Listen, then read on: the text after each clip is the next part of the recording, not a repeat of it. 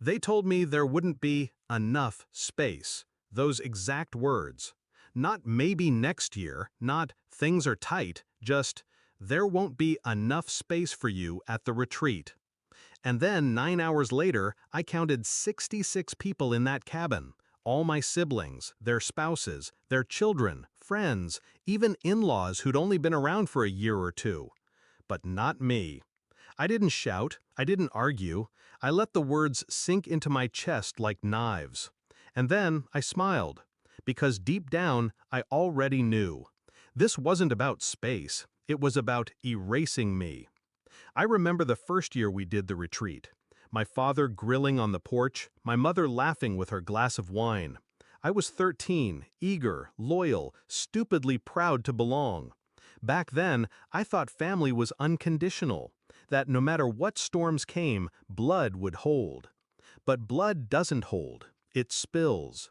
The first cuts were subtle, vacations planned without me, group photos where my name was an afterthought, phone calls never returned. I told myself it was nothing, but silence repeated enough times is a language, and I understood it. By the time my mother told me there isn't space, I already knew my place in their story, the disposable child. The cabin was booked for 3 nights. I didn't have an invitation, but I had something else, knowledge. 9 hours after her call, I pulled up outside the retreat. I parked where the trees swallowed my car, hidden. Through the windows I saw them, laughter, glasses clinking, kids running barefoot on the porch. They had made me invisible. But invisibility is powerful. It gives you freedom to move unseen. I slipped inside with the spare key my father once gave me, just in case. The irony was sharp. I moved quickly, quietly. My siblings never changed. Careless, loud, distracted. They didn't notice the shadows bending behind them.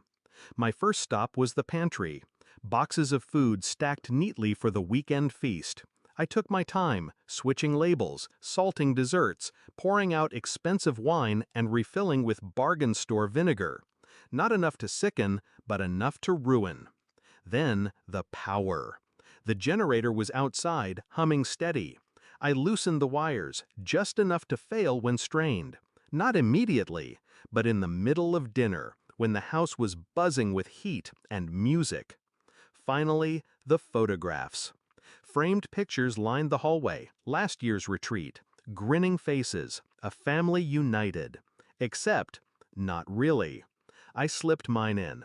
A copy of the one photo where I stood in the corner, half cropped out. A reminder, a ghost among them. By evening, the house was glowing with noise. I stayed outside, watching. I wasn't there to join. I was there to undo. Dinner began with laughter. My mother at the head of the table, radiant, smug. "So glad everyone could make it," she toasted. The words hit me like spit. Everyone. The first bite drew frowns. The roast was bitter, oversalted. The dessert cloying with vinegar aftertaste. Wine spit back into glasses, a symphony of ruined mouths. Confusion spread, irritation thickening like smoke.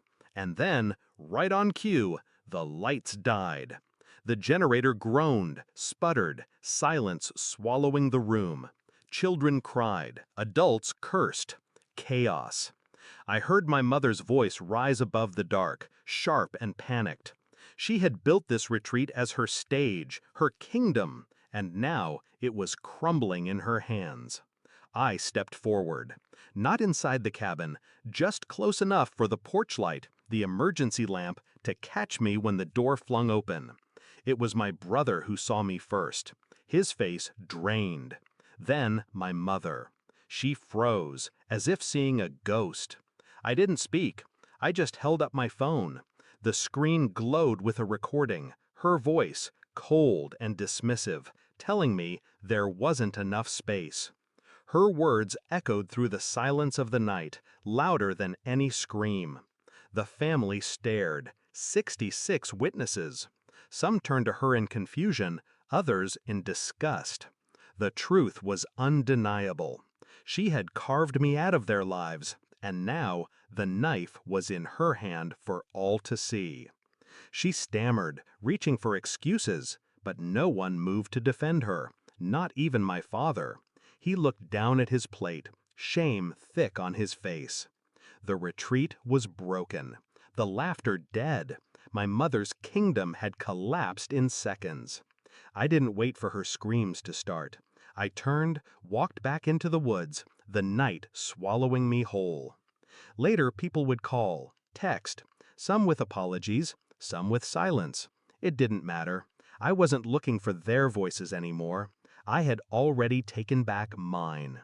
They told me there wasn't enough space for me, and I proved them right.